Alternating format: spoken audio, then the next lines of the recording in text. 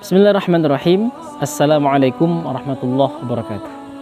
Sahabat insan takwa yang dirahmati Allah Subhanahu wa taala. Dalam Al-Qur'an ada 3 bentuk kata baca yang Allah Subhanahu wa taala ungkapkan kepada kita dengan bahasa Arab atau dengan bahasa yang berbeda-beda. Dalam bahasa Indonesia artinya baca. Dalam bahasa Arab artinya berbeda satu dengan yang lain. Surah Al-Ankabut ayat 45, Allah Subhanahu wa taala berfirman, "Utlu ma uhiya ilaika minal kitabi wa aqimis shalah." Bacalah olehmu apa yang telah diwahyukan kepadamu dari Alkitab dan dirikanlah sholat. Para ulama mengatakan bahwa maksud tilawah di sini adalah seseorang membaca Al-Quran dengan memilih satu di antara 2 pilihan.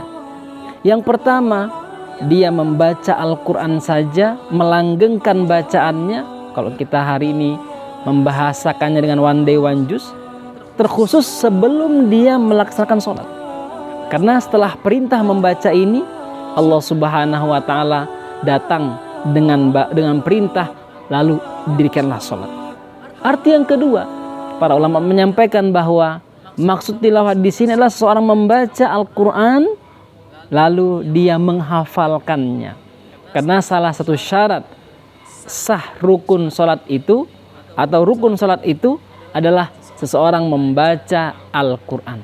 Setidaknya Al-Fatihah, setidaknya surat-surat yang ringan atau ayat-ayat yang kita hafalkan. Ini yang pertama, tilawah, yaitu membaca Al-Quran, ya, melanggengkannya dan menghafalkannya. Yang kedua, sebagaimana yang Allah Subhanahu wa taala sampaikan dalam surah Al-Muzammil ayat 4, "Auzid 'alaihi warattilil Qur'ana tartila." Atau tambahkan Muhammad saat engkau berdiri di malam hari dan bacalah Al-Quran dengan tartil.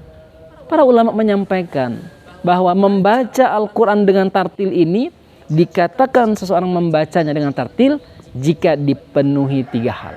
Yang pertama, benar tajwidnya. Yang kedua, lurus tahsinnya. Dan yang ketiga adalah dengan menggunakan suara yang indah yang dia miliki. Sahabat yang dirahmati Allah Subhanahu wa taala, 3 hal ini, yang pertama mungkin bisa kita mempelajarinya dengan otodidak. Membaca buku, menelaah kitab-kitab. Tetapi yang kedua ini harus atau mewajibkan kita melantik seorang guru yang mengajarkan kita dari bis sampai minal jinnati wan nas. Karena kalau tidak seperti itu, kita tidak paham apakah bacaan kita ini benar atau tidak salah atau salah. Dan mustahil ada seseorang yang mampu membaca Al-Quran dengan baik, belajar sendiri dan otodidak. Itu mustahil sekali. Sahabat yang dirahmati Allah SWT. Dan yang ketiga adalah qiraah.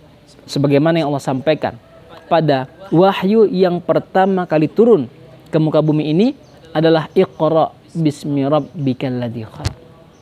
Para ulama menyampaikan bahwa qiraah yang dimaksud adalah seseorang membaca Al-Quran sekaligus dia memikirkan, menelaah makna, arti, kandungan dari setiap ayat yang dia baca. Jangan sampai ada seorang mukmin, jangan sampai ada seorang muslim, seorang penghafal Al-Quran yang membaca Al-Quran, menghafal Al-Quran sekedar membacanya tanpa menelaah, mendalami makna-makna yang terkandung dalamnya. Karena Al-Quran Allah turunkan sebagai pedoman hidup dan ini mustahil dipahami kalau seandainya kita tidak menelaahnya. Semoga bermanfaat. 3 bentuk baca dalam Al-Quran